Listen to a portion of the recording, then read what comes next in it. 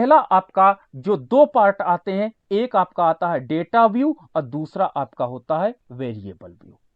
ठीक है, variable view में आप बेसिक डेटा को फीड करते हो, बेसिक डेटा को इसमें रखते हो। ठीक है, डेटा व्यू में आपको सारा डेटा आपको नंबर फॉर्म में दिखाई पड़ता है, 1 2 3 न्यूमेरिक फॉर्म में आपका सारा डेटा दिखाई पड़ता है। तो आपका जो एसपीएसएस सॉफ्टवेयर होता है उसके दो पार्ट होते हैं, एक आपका डेटा व्यू होता है, सबसे आपका मैं अभी आगे दिखाता हूं, लोअर आपका सेक्शन पे दिखाई पड़ेगा, लेफ्ट हैंड लोअर पार्ट में दिखाई पड़ेगा, एंड सेकंड आपका होगा वेरिएबल व्यू। ठीक है, इसके अंतर्गत आज हम सीखेंगे how to enter data in SPSS सीखेंगे फर्स्ट। दूसरा, how to import external data to SPSS.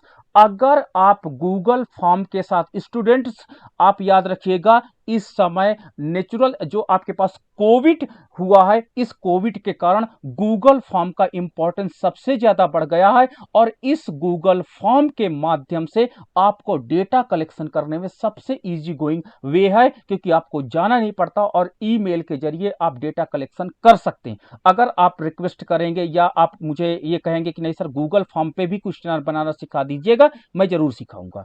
इसमें क्विज बनाना भी आप सीख सकते हैं, लेकिन गूगल फॉर्म का इस समय क्वेश्चनर ज्यादा पॉपुलर है और मैं सारे टाइप्स के आपको क्वेश्चनर बनाना सिखाऊंगा अगर आपकी रिक्वायरमेंट है। और इससे जो डेटा आपका आता है वो डेटा आता है आपका एक्सेल में डेटा आ जाता है। ओके, आपका गूगल फॉर्म में डेटा कलेक्ट करोगे, गूगल फॉर्म का डेटा आपका एक्सेल में डेटा आ जाता है, और एक्सेल के डेटा को आप एक्सपीएसएस में इंपोर्ट कर सकते हो, उसको उसमें ले सकते हो, no problem. If you have the data in the Excel form then you can import all the data in the SPSS software. Okay, I am just repeating. तो यानी एक आपके लिए बहुत अच्छा हो गया, सुटेबल हो गया कि आप गूगल फॉर्म के जरिए भी डेटा को ले कलेक्ट कर सकते हो। और इसमें आपको सबसे बड़ी प्रॉब्लम होती है कि आपको सबके पास जाना पड़ता है, वो कॉस्ट आपकी बच जाती है। प्लस आपको क्या होता है कि डेटा एंट्री का काम जो होता है, फीड करने का काम, वो गूगल ऑटोमेटिक एक्सेल में फीड कर देता है, और आप स्पेसेस में इंपोर्ट कर लीजिए तो शायद आपकी 2 या 3 महीनों की मेहनत को गूगल फॉर्म अकेले बचा देता है। गूगल के पास इतना अच्छा सफिशियंट ये सॉफ्टवेयर है। और मैं अभी आपके साथ जब प्रकाश सर के साथ आपकी काम करूंगा तो देखिएगा मैं एक्सेल डेटा को ही कैसे एनालिसिस करता हूं एसपीएसएस पे लेकर के। एक्सेल डेटा को ही इंपोर्ट मैं करूंगा, आपके परसेप्शंस को वहां से उठाऊंगा, एक्सेल में आपके साथ शेयर करूंगा। और देखिए in the present era Excel कैसे बेनिफिटेड है। मैं अभी आपको सक्टा सर के साथ और प्रकाश सर के साथ जब कम्युनिकेट करूंगा तो आप देखिएगा कितना मैं वहां बैठ करके और सर वहां बैठ करके, मतलब दोनों अलग अलग प्लेस पे, डिफरेंट प्लेस पे कैसे एक साथ परसेप्शंस को मैं नोट कर दूंगा। तो that is very important software, Excel online software, that is very important. तो वो आज का एसपीएसएस का सबसे इंपॉर्टेंट टूल्स बन चुका। आई एम जस्ट रिपीटिंग, एसपीएसएस का सबसे इंपॉर्टेंट टूल्स कौन सा बन चुका है?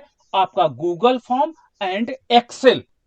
और उसके जरिए आपकी रिसर्च का टाइम बचाने के लिए ये सफिशियंट है। दूसरा, डेटा को कैसे क्लीन करें एंड एडिट कैसे करें, ये भी हमको आपको सिखाएंगे। How to get descriptive statics, मैंने आपको बताया था कि अगर डिस्क्रिप्टिव स्टैटिक्स आपको नहीं आती है तो समझ जाइए प्रॉब्लम है। डिस्क्रिप्टिव स्टैटिक्स ये मान लेते हैं कि आपको मीन निकालना आता होगा, आपको मोड निकालना आता होगा, आपको मीडियन निकालना आता होगा। अगर नहीं आता तो एक काम करिएगा, मैंने एक वीडियो आपको शेयर किया था उस चैनल में, सारे इन टॉपिक्स पे वीडियो बना करके डाले गए हैं। आप चाहो तो उन वीडियो को देख करके mean, mode, median, harmonic mean, standard deviation सारे वीडियो आपको मिलेंगे। सारे वीडियो, ये आपका होमवर्क है। अगर आप चाहते हो कि डिस्क्रिप्टिव स्टैटिक्स में पूरा सीखना चाहते हो तो आप उसी चैनल में सारे टॉपिक्स पे वीडियो बने 1 आवर के, आप कर सकते हो। ठीक है, तो अब हमारे पास क्या होता है, ये हमारे पास कंटेंट है, मैं इस पे काम करूंगा। तो अब आपके पास आता है पहला डेटा व्यू। पहला आपका आता है डेटा व्यू में हम क्या कहते हैं, प्लेस टू इंटर डेटा, आपके पास वेरिएबल्स एंड रिकॉर्ड्स। ठीक है, ये सारी चीजें आपको दिखाएंगे वेरिएबल व्यू में। Inter variable, all, list of all variable, characteristic of all variable, इन सारी बातों पर हम लोग चर्चा करेंगे जब अभी मैं आइकॉन को ओपन करूंगा, एसपीएसएस के आइकॉन को, तो ये आपको वहीं पर दिखाऊंगा। ठीक है, अब देखिए ये मेरे पास एसपीएसएस सॉफ्टवेयर है और एसपीएसएस सॉफ्टवेयर में हम लोग क्या होते हैं डायरेक्ट इंटर कर सकते हैं अपने डेटा को और यहां पर देखिए न्यू डेटा सेट को यहां से इंपोर्ट कर सकते हैं और ओके का आप नीचे बटन दबा देंगे तो आपका एक्सेल फाइल का डेटा ऑटोमेटिक कहां हो जाएगा एसपीएसएस में इंपोर्ट हो जाएगा, नो प्रॉब्लम।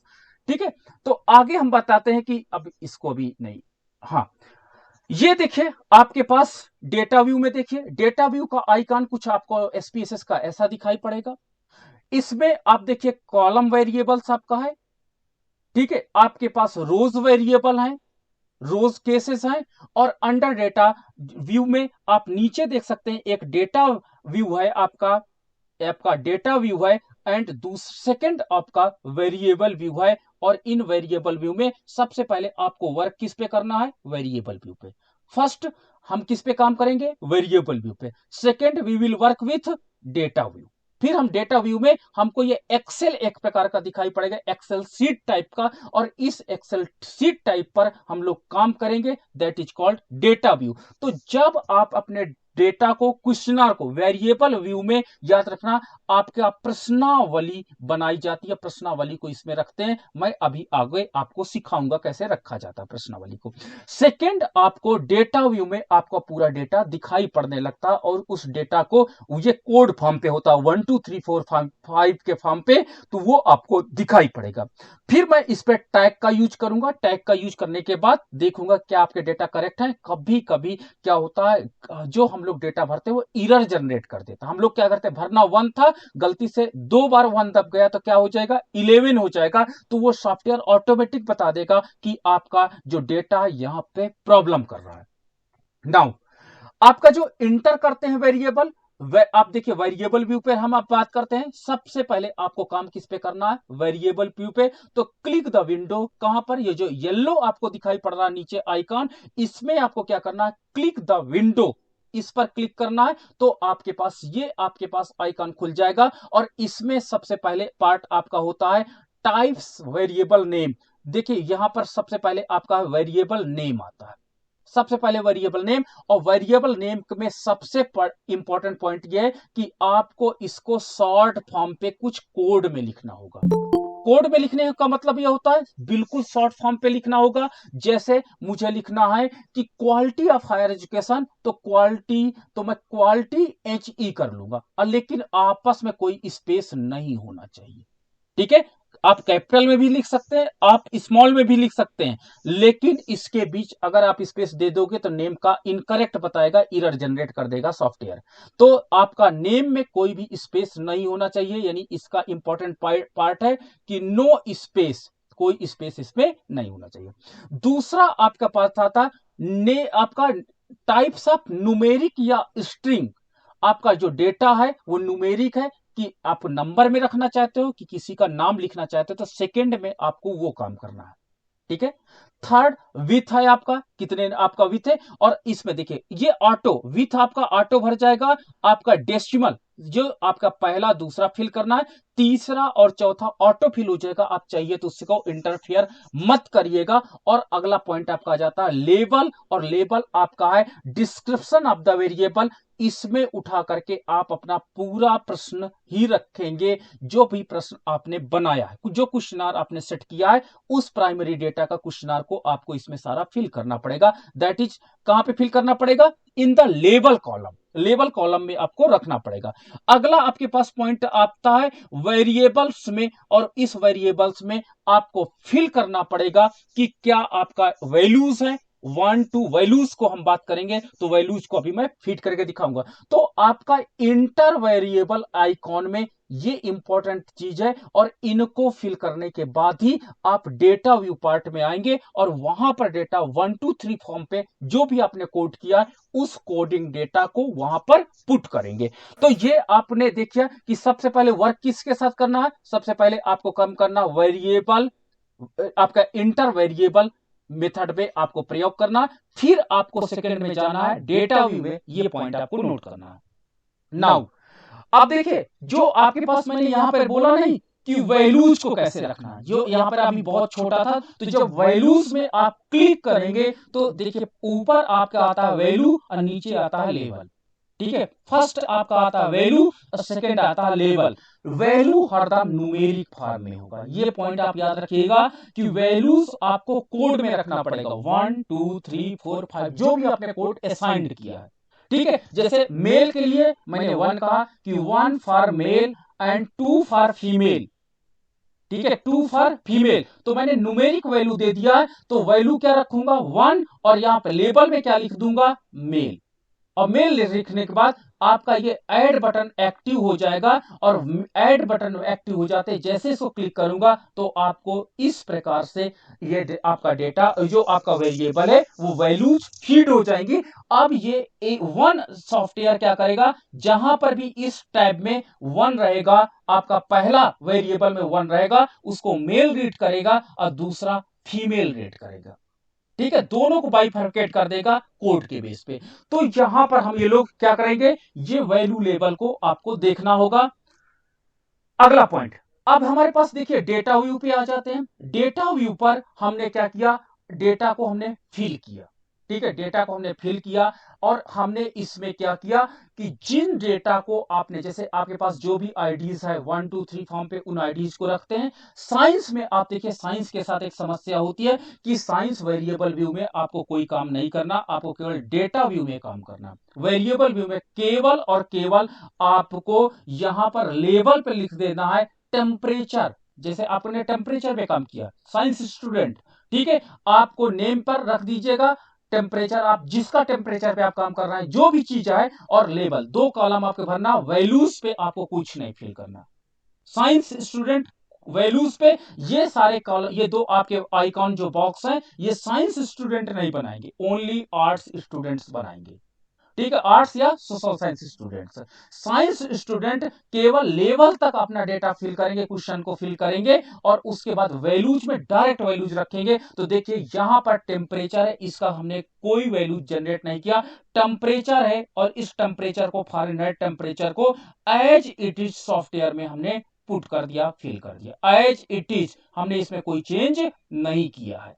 क्लियर है, और इसको हम डायरेक्ट क्या करेंगे, एनालिसिस करने के लिए तैयार है। तो साइंस स्टूडेंट ये आप याद रखिएगा, that is very important for you, कि आपको साइंस स्टूडेंट को कभी भी कोई भी वैल्यूज में नहीं रखना, आप डायरेक्ट इसको क्लिक करके आप अपने आंसर को निकाल सकते हो। सोशल साइंस स्टूडेंट्स को आपको वैल्यूज की वैल्यू 1 या 2 फॉर्म पे कोडिंग करनी होगी। जैसे जेंडर्स आपके हो गए, ठीक है, मेल फीमेल, आपके पास क्या होता है एज लेवल हो गया, इन सारे पॉइंट्स को आपको देखना होगा। क्लियर है? नाउ अब आपके पास इंपोर्ट ऑफ एक्सेल, आपको मैं डेटा इंपोर्ट करना सिखाऊंगा। आपको सिलेक्ट फाइल में जाना होगा, और सिलेक्ट फाइल से आपको डेटा को इंपोर्ट करना मैं आपको सिखाऊंगा, नो प्रॉब्लम। ठीक है, अब आपके पास open excel file, excel file जो भी होगी वो आपको इजी रीड कर लेगा ये सॉफ्टवेयर, और आपको डायरेक्ट ये आपका सॉफ्टवेयर एक्सेल फाइल को ओपन कर देगा। ठीक है, जब ओपन कर देगा तो ये आपका जो एक सॉफ्टवेयर है, ये सॉफ्टवेयर आपके सारे डेटा को अपने में स्टोर कर लेता है, स्टोर कर लेगा। और स्टोर करने के बाद आप इस फाइल आइकन पे जाइएगा, और इस फाइल का आइकन को क्लिक करेंगे, तो क्लिक करते ही सेव का बटन आएगा, और ये डेटा को आप सेव कर लीजिएगा जैसा भी आपको डेटा मिले। अब आपके पास है, अब हमारे पास क्या होता है, जब डेटा को हम लोग अब एनालिसिस टाइप पे जाएंगे।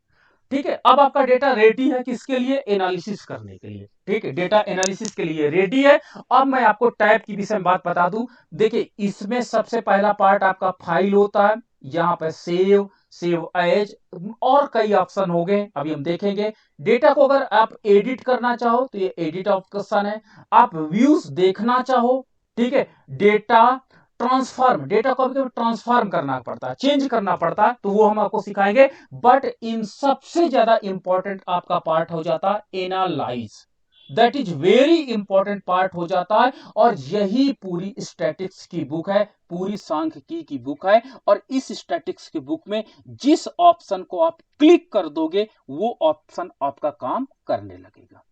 ठीक है, पहला आपका रिपोर्ट, अगर चाहते हो कि उस एरिया, जिस एरिया का मैंने डेटा फिल किया है उसकी रिपोर्ट चाहता हूं, जिसको आप लोग कहते हो केस स्टडी। ठीक है, आप रिपोर्ट नहीं करते हो, कि आप ये कहते हो कि मुझे उस एरिया के विषय में पूरी इंफॉर्मेशन दो।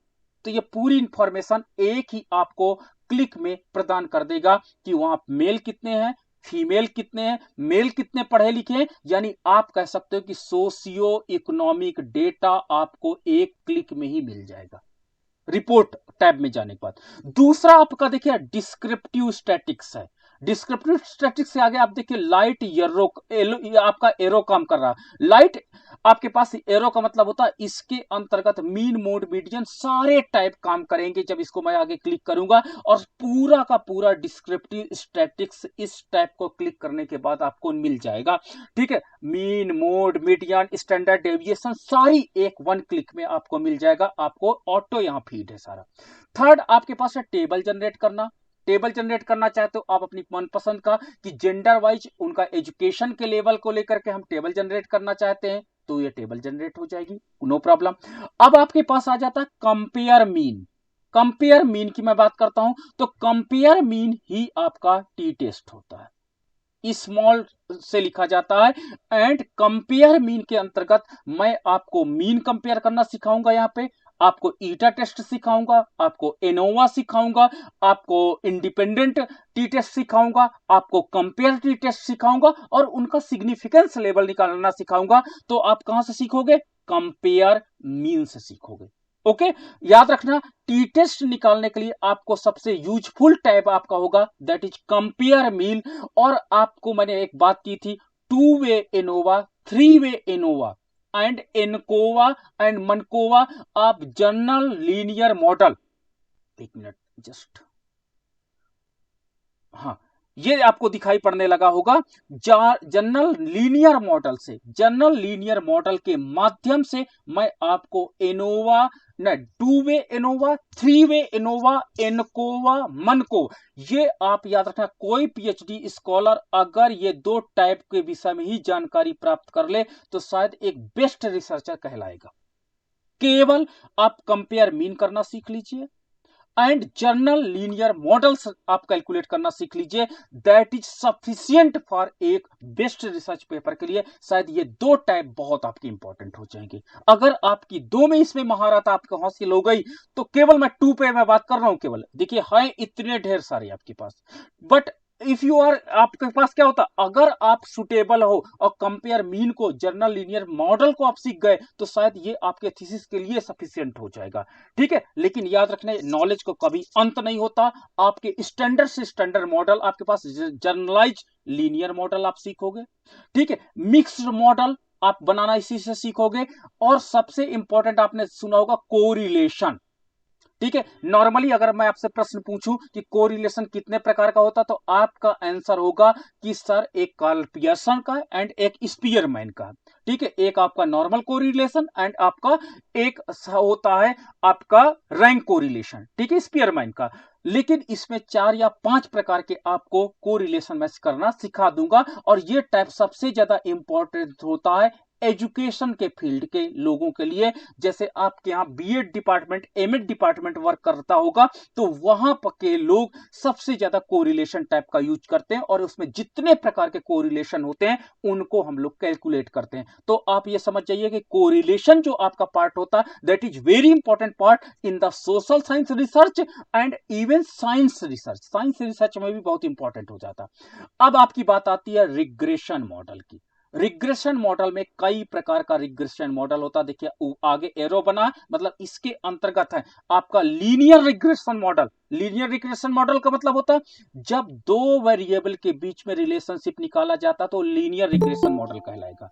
ओके, 2 वेरिएबल के बीच में रिलेशनशिप कैलकुलेट करते हैं। If you want to calculate the relationship between 2, ठीक है, कैजुअल इफेक्ट रिलेशनशिप होता है। कैजुअल इफेक्ट रिलेशनशिप का मतलब होता है एक वेरिएबल में परिवर्तन होता तो उसके परिणाम स्वरूप दूसरे वेरिएबल में परिवर्तन दिखाई पड़ता है। तो अगर इस प्रकार का इंटरडिपेंडेंसी पाई जाती है तो आप दो वेरिएबल के बीच में जब कैजुअल रिलेशनशिप कैलकुलेट करते हो तो वो आपका रिग्रेशन मॉडल कहलाता है, और वो भी लीनियर रिग्रेशन। ठीक है, आप याद रखिएगा जब एक इंडिपेंडेंट वेरिएबल हो दूसरा डिपेंडेंट वेरिएबल हो तो वो कहलाएगा क्या? Linear regression model. लेकिन जब एक से अधिक इंडिपेंडेंट वेरिएबल हो, एक से अधिक, और आपका एक डिपेंडेंट वेरिएबल हो तो वो कहलाएगा मल्टीपल रिग्रेशन मॉडल कहलाएगा।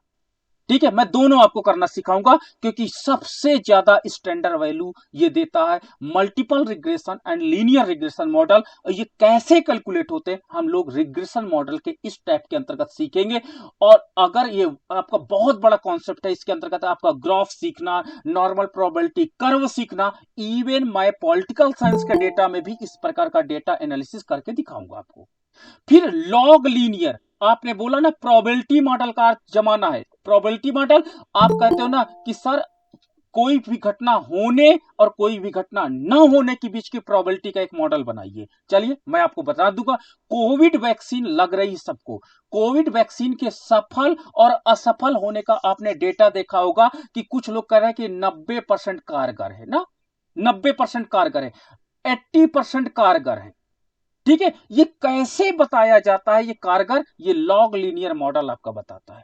लॉग लीनियर बताता है कि कोई भी वैक्सीन उसकी इफेक्टिव रेट क्या होता है, we can calculate with the help of log linear model से।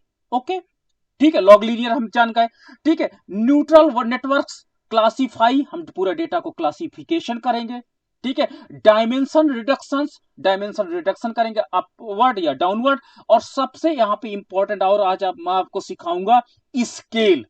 स्केल के मतलब रिलायबिलिटी ऑफ डेटा, डेटा का कितना रिलायबल। मैंने बोला ना if your data not reliable, आपका वहीं से मतलब समझ जाओ कि आपका क्वेश्चनर प्रॉपर नहीं है और आप क्वेश्चनर के साथ काम करने के लिए भी प्रॉपर रेडी नहीं हो।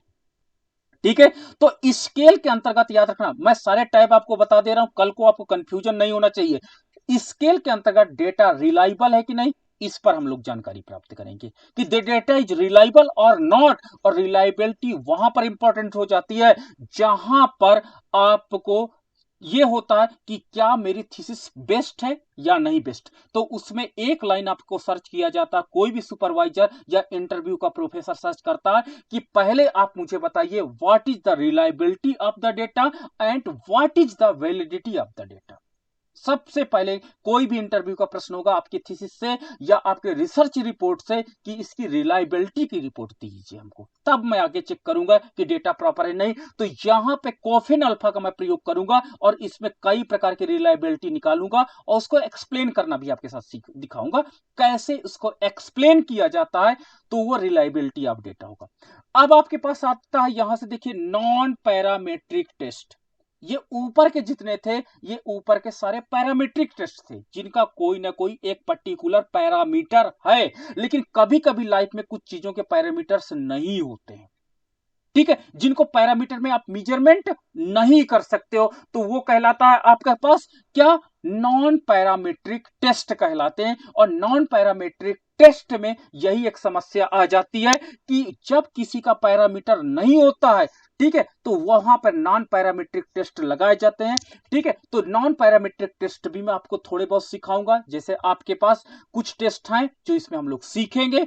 तो ये आपके पास एसपीएसएस में आप देखो नीचे फॉरकास्टिंग, फॉरकास्टिंग आपका देखिए सेल्स एमबीए वाले सबसे ज्यादा इसका प्रयोग करते हैं और फ्यूचर को बताने के लिए फॉरकास्टिंग करना, भविष्य के लिए बताना, जैसे रेड अलर्ट जारी हुआ या येलो अलर्ट जारी हुआ, यहीं से आप फॉरकास्ट कर लो। आपने देखा होगा कोविड-19 जब फैला था तो आईआईटी कानपुर ने अपनी रिपोर्ट रखी थी ना, अपनी रिपोर्ट रखी और उसने बताया कि इस इतने दिन में ये पीक में होगा। और आपने सरप्राइज थे कि वास्तव में कैसे उनको पता चला, ये फॉरकास्टिंग यहां का टाइप यूज किया। इस टाइप के यूज के बाद उन्होंने बता दिया कि इकोनॉमी में इस दिन ऐसा होगा।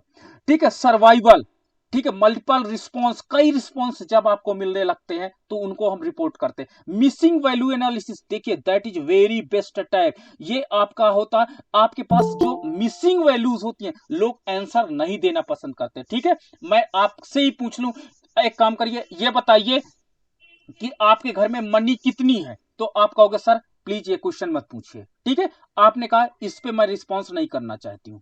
ठीक है, या करना चाहता हूं, तो ये मिसिंग वैल्यू हो गई। और याद रखना, मिसिंग वैल्यू जब आपके एनालिसिस में ज्यादा हो जाती है तो उसको अलग से टेस्ट करना पड़ता है। साइंस का स्टूडेंट है, यहां पे साइड में देखिए टेम्परेचर दिए हैं, अगर मान लीजिए इसके बाद डायरेक्ट आप 96, 99, 98, 98 पर आ जाओ और ये दो वैल्यू मिसिंग हो जाती है, तो इसकी एनालिसिस रिपोर्ट आपको अलग से रखनी पड़ेगी।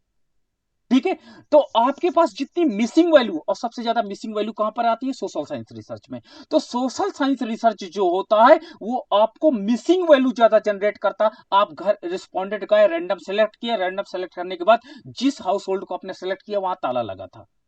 ठीक है, तो ताला लगा था, तो ताला लगने के परिणाम स्वरूप आपने देखा क्या किया, उसमें मिसिंग वैल्यू डाल दिया। ठीक है, या उसने कहा कि कुछ क्वेश्चन आपने मैरिड के लिए बनाया, कुछ क्वेश्चन आपने अनमैरिड के लिए बनाया। जैसे उसने अनमैरिड टिक किया तो मैरिड वाले क्वेश्चन को टिक नहीं करेगा। क्यों? क्योंकि वो कैटेगरी तो मिसिंग वैल्यू में चला जाएगा। ठीक है, तो मिसिंग वैल्यू एनालिसिस आज के समय में इंपॉर्टेंट पार्ट अदा करता है, क्योंकि जो मिसिंग वैल्यू होती है वो वास्तव में बहुत इंपॉर्टेंट होती है। अगर आपने के सॉफ्टवेयर में या डेटा कलेक्शन में मिसिंग वैल्यू ज्यादा है तो मल्टी इंप्यूटेशन, आपका कॉम्प्लेक्स सिंप्लेक्स और साइमल्टेनियस, ये सारे आपके रिपोर्ट्स हैं। तो ये एनालिसिस टाइप आप यही फाइनली कह सकते हो कि सर ये तो पूरी स्टैटिक्स की बुक है। ठीक है, इसमें सारे सॉफ्टवेयर में ऑलरेडी फीड है, आपको केवल क्लिक करना और इन डेटा का जो भी निकालना होगा सब निकल करके आ जाएगा विथ सिग्निफिकेंस लेवल के। बस आपको समझना होगा, जैसे एक डॉक्टर होता है, एक्सरे अल्ट्रासाउंड की रिपोर्ट आप नहीं समझ पाते हो, उसी प्रकार इसमें भी रिपोर्ट जनरेट हो जाएगी। बट आपको मैं ट्रेंड करूंगा कि कैसे रिपोर्ट जनरेट की जाती है और कैसे रिपोर्ट को रिप्रेजेंट किया जाता, इस पर हम लोग काम करेंगे। ठीक है, इसके अलावा डायरेक्ट मार्केटिंग, ये नया टाइप अभी हाल ही के दिन में जोड़ा गया है, पहले सॉफ्टवेयर में ये नहीं था। डायरेक्ट मार्केटिंग आपका जुड़ा। ग्राफ आप देखोगे कि बड़े सुंदर सुंदर ग्राफ बनाए जाते हैं, उन ग्राफ को प्लॉट करने के लिए एक अलग से आपका टाइप्स ऑप्शन दिया गया, ग्राफ। यूटिलिटीज, एडवांस, कुछ चीजें और सॉफ्टवेयर में ऐड हो सकती हैं। तो और अगर आपको कुछ नहीं समझ में आता तो हेल्प टैब आपका काम करता है। तो इस प्रकार जो ये मेरा केस समरी से लेकर के आपके पास सारे टाइप का मैंने इंपॉर्टेंस आपको बताया कि कैसे केस समरी, अगर आप रिपोर्ट को क्लिक करोगे तो रिपोर्ट को क्लिक करने के बाद एक मिनट, इसको मैं इरेज करता हूं। हाँ, अगर आप रिपोर्ट को क्लिक करते हो, देखो यहां पे लाइट येलो है यानी एनालाइज फर्स्ट है। सेकंड, आपने रिपोर्ट को क्लिक किया तो रिपोर्ट को क्लिक करने के बाद इतने टैब दिखाई पड़ते हैं। ठीक है, इतने टैब में आपका सबसे इंपॉर्टेंट पार्ट हो जाता है केस समरीज, जो केस स्टडी में आप प्रयोग करते हो। केस स्टडी में आप प्रयोग करते हो, जब भी कोई केस स्टडी लिखोगे इस सॉफ्टवेयर में केवल केस समरीज कर दीजिए, आपकी सारी की सारी स्टडी की समरी उस एरिया की, जिस एरिया का आपने डेटा कलेक्शन किया है वहां का केस समरीज कलेक्शन हो जाएगा। तो ये केस समरीज है, report summaries in rows, report summaries in column, row and column का डिफरेंट डिफरेंट आपको मिल जाएगा। तो ये आपके पास मैंने सॉफ्टवेयर की बेसिक बातें बताई।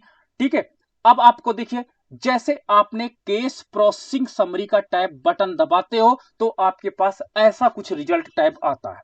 ठीक है, ये आपके पास रिजल्ट टैब आता है, इसमें केस कितने हैं, 25। एन मतलब होता है number of the participant, number of the respondent.